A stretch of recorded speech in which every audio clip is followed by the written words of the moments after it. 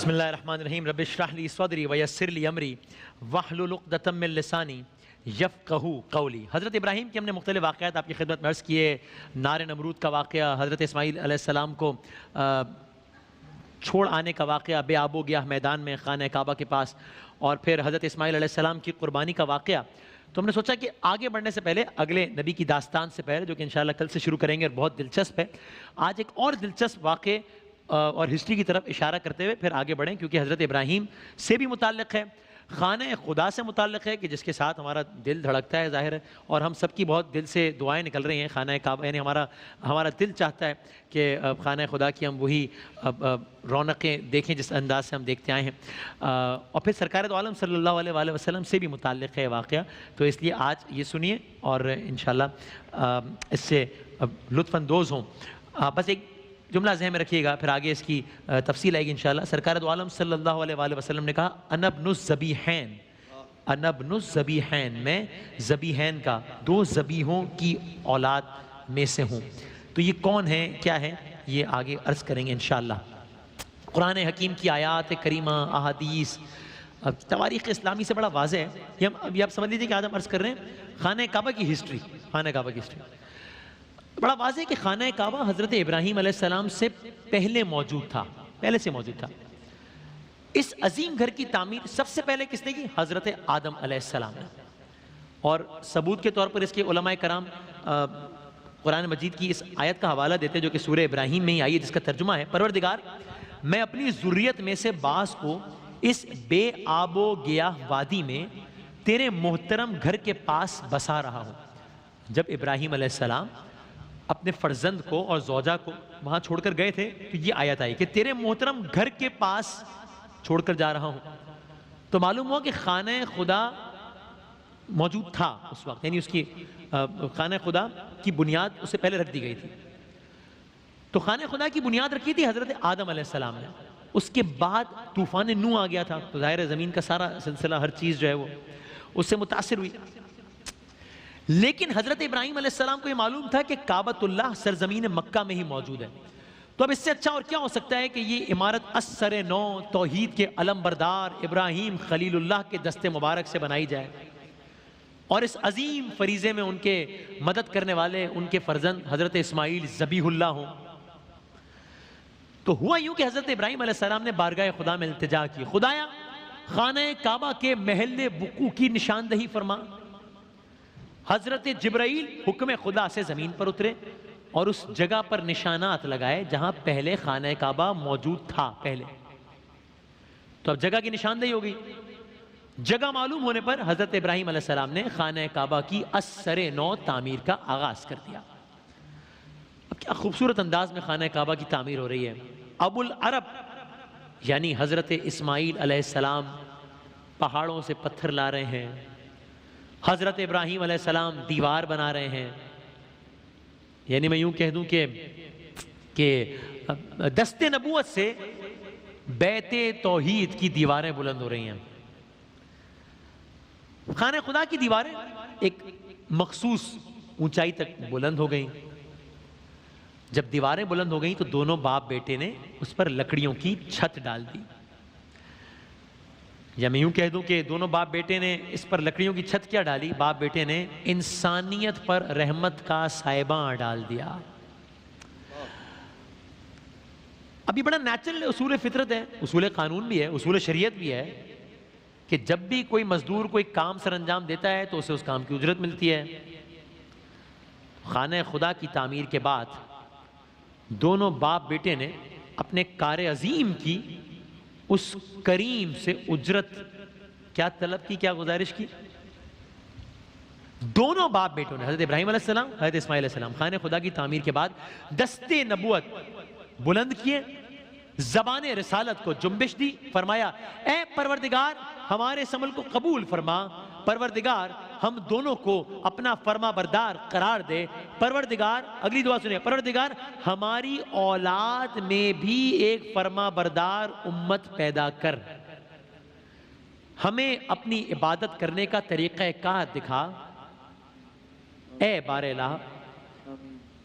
اگلی بات، دعا جاری ہے ابراہیم علیہ السلام اور اسماعیل علیہ السلام، اے بار الہ ان لوگوں کے درمیان ایک رسول کو مبعوث فرما جو ان کے سامنے تیری آیات کی تلاوت کرے، انہیں کتاب و حکمت کی تعلیم دے، ان کے نفسوں کو پاکیزہ بنا دے۔ دعا قبول ہوئی۔ خانہ خدا کی، خانہ کعبہ کی نگرانی کا سلسلہ اور چونکہ تعمیر تو ہو گیا، تعمیر نہ ہو گئی، تو خانہ کعبہ کی نگرانی اور حفاظت کا سلسلہ اولاد ابراہیمی میں چلتا رہا۔ سلسلہ چل رہا ہے، آگے بڑھ رہا ہے، آگے بڑھ رہا ہے۔ آدم علیہ السلام سے آغاز ہوا، پھر نوح علیہ السلام کا طوفان آیا، پھر ابراہیم علیہ السلام، اسماعیل علیہ السلام دوبارہ بنایا، اور اب یہ سلسلہ چل رہا ہے۔ ہر دور میں خانہ کعبہ کی تعمیر بہتر سے بہتر ہوتی چلی گئی، یہاں تک کہ جب یہ سلسلہ چلتے چلتے آقائے نامدار احمد مجتبی محمد مصطفیٰ صلی اللہ علیہ وآلہ وسلم تک پہنچا، تو انہوں نے کعبے کی تعمیر کو 4 چاند لگا دیا۔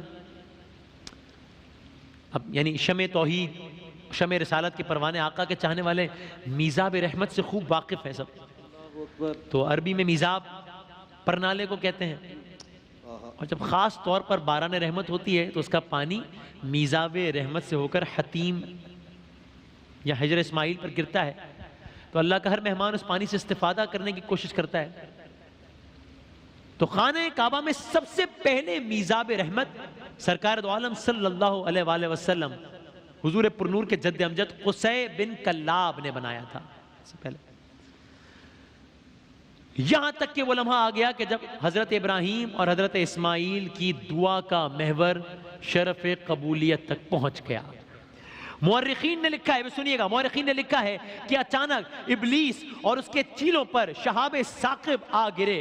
ابلیس نے اپنے چیلوں سے کہا، ارے میرا دم گھٹتا ہے، میرا دم گھٹنے لگا ہے، پتہ کر کے آؤ کون سا نیا واقعہ رونما ہوا ہے۔ چیلوں کو کچھ پتہ نہ چلا تو ابلیس نے مشرق سے مغرب تک کا چکر لگایا، زمین حرم پر ملائکہ کا بے پناہ ہجوم دیکھا اور جبرائیل کو دروازے حرم پر بطور نگہبان کھڑا پایا۔ ابلیس نے پوچھا، ارے یہ ہجوم کیسا ہے؟ جبرائیل نے جواب دیا، اگر ہم اپنے الفاظ میں کہیں، کہا ہوئی پہلوئے آمنہ سے ہویدا دعائے خلیل اور نوید مسیحا۔ ہوئی پہلوئے آمنہ سے ہویدا دعائے خلیل اور نوید مسیحا۔ وہ جو حضرت ابراہیم علیہ السلام اور اسماعیل علیہ السلام نے کعبۃ اللہ کی تعمیر میں انعام مانگا تھا، وہ انعام آ گیا۔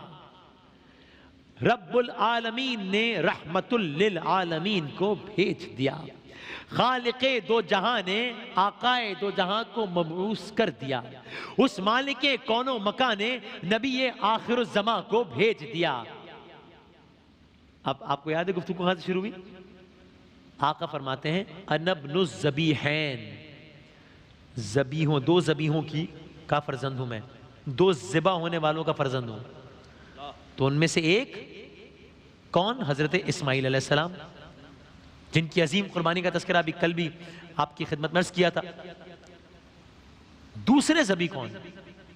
انا ابن الذبیحین، دوسرے ذبیح۔ سنیے،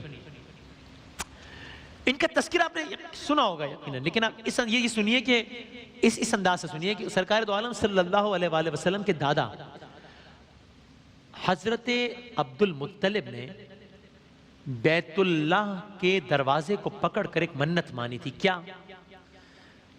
کہ اگر اللہ نے مجھے 10 فرزند عطا فرمائے تو ان میں سے ایک کو راہ خدا میں قربان کر دوں گا۔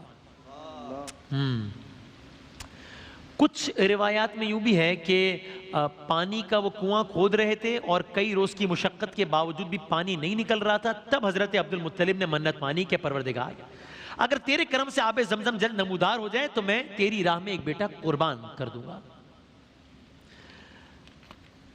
اللہ تعالیٰ نے دعا کو مستجاب فرمایا اور آب زمزم نمودار ہوا۔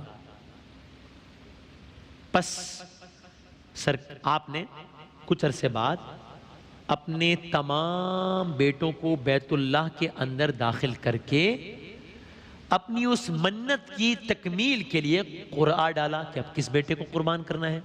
سرکار دو عالم صلی اللہ علیہ وآلہ وسلم کے دادا کی بات ہوئی کہ اب قرعہ ڈالا کہ کن بیٹے کو قربان کرنا ہے، کہ منت مانی تھی۔ اچھا، قرعہ کس کے نام نکلا؟ حضرت عبداللہ.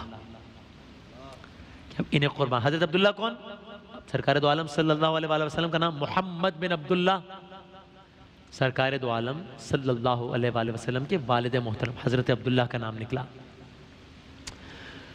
حضرت عبداللہ حضرت عبد المطلب کو اپنے تمام بیٹوں میں سب سے زیادہ پیارے تھے. تو قصہ مختصر یہ کہ دوبارہ قرآن ڈالا گیا, دوبارہ قرآن اندازی کی, دوبارہ حضرت عبداللہ کا نام نکلا. چنانچہ اب آپ نے انہیں قربان کرنے کا تہیہ کر لیا. سرکار دو عالم کے والد کی بات ہو رہی. اب جب قربان کرنے کا تہیہ کر لیا, اس پر تمام اہل قریش نے حضرت عبد المطلب سے درخواست کی کہ آپ اپنے بیٹے کو ذبح نہ کیجیے, لیکن آپ نہ مانیں. کچھ روایت سنا قول معروف ہے کہ بنی ہاشم کی تمام خواتین نے گریہ کر کے حضرت عبد المطلب کو سے گزارش کی کہ آپ یہ نہ کیجیے. کیا ہوا؟ بالآخر یہ ہوا چند افراد کی جانب سے حضرت عبداللہ اور جو زمانے میں طریقہ کار رائج تھا, اونٹوں کے درمیان قرآن ڈالنے کی تجویز پیش کی گئی.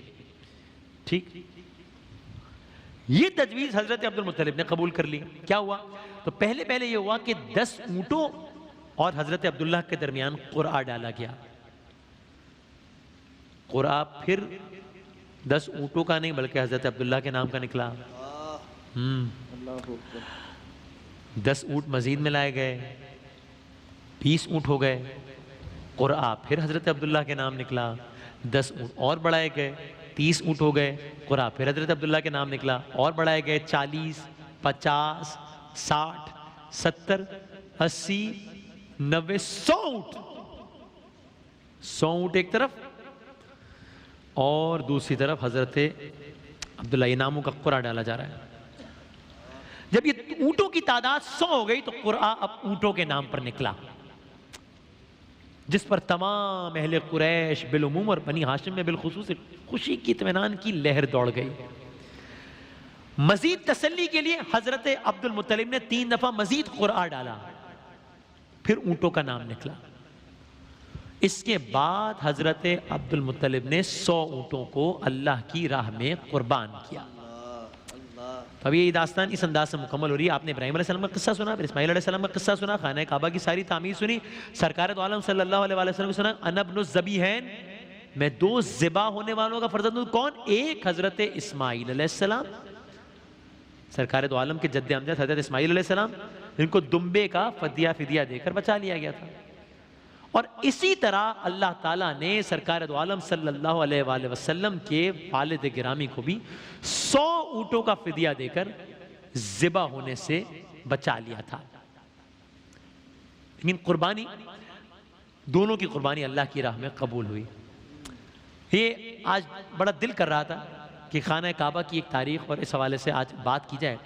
اور یہ جو بڑی خواہش تھی, اس کی ایک وجہ یہ بھی تھی کہ ظاہر ہے ہم اس ساری کی ساری جو صورتحال کرونا کے نتیجے میں ڈیولپ ہوئی, مجھے ایسا لگتا ہے کہ مجھے بلکہ یقین ہے صرف میرا نہیں, آپ سب کو بھی تجربہ یہ ہوگا کہ سب سے زیادہ ہم نے بڑے بڑے مناظر دیکھے, لاشوں کے مناظر بھی دیکھے, کیا کیا مناظر نہیں دیکھے ہم نے, ابھی بھی دیکھ رہے ہیں. بازار ویران, شہر ویران, ملک ویران, دنیا بند. لیکن سب سے زیادہ جو ہمارا دل کٹ گیا وہ اس دن تھا کہ جب ہم نے خانہ خدا کو بالکل خالی دیکھا. وہ ویڈیو جب میرے موبائل پہ میں وہ منظر بھول نہیں سکتا ابھی تک. اور میں نے جس سے پوچھا, اس نے کہا کہ یہ تو دیکھ کے مطلب سمجھ نہیں آیا کہ کس طرح رسپونڈ کریں. تو اس لیے دل کیا کہ آج کا تذکرہ کریں اور دعا بھی کریں کہ اللہ تعالیٰ ہم پر رحم فرما, ہمارے لیے آسانیاں پیدا کر. اور اس لیے میرا یہ بھی دل کرتا ہے کہ آج اس کے آخر میں آپ ایک شعر پڑھ دیجئے, کعبے کی رونق, کعبے کا منظر. اللہ اکبر. اللہ خدا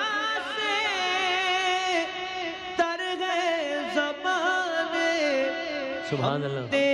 خدا سے تر ہے زبانے, کانوں میں رس گھولتی ہے اذانے, کانوں میں رس گھولتی ہے اذانے, بس ایک صدا رہی ہے برابر, اللہ اکبر.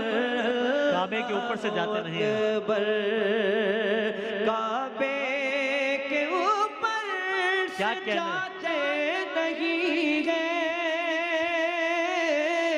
کس کو ادب یہ سکھاتے نہیں ہیں، کتنے مؤدب ہے یہ کبوتر۔ اللہ اکبر اللہ اکبر، کعبے کی رونق کعبے کا منظر، اللہ اکبر اللہ یاد آ گئی جب اپنی اکبر،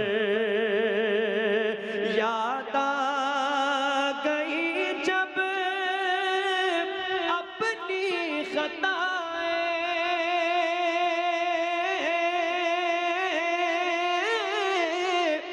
اشکوں میں ڈھلنے لگی التجائیں، یاد آ گئی جب اپنی خطائیں، اشکوں میں ڈھلنے لگی التجائیں، رویا غلاف کعبہ پکڑ کر، رویا غلاف کعبہ پکڑ کر، اللہ اکبر اللہ اکبر، کعبے کی رونق کعبے کا ایک شعر اور پڑھ دیجئے بس۔ منظر، اللہ اکبر حیرت سے خود کو کبھی دیکھو، آخری شعر پڑھ دیجئے حیرت سے۔ قطرے کو جیسے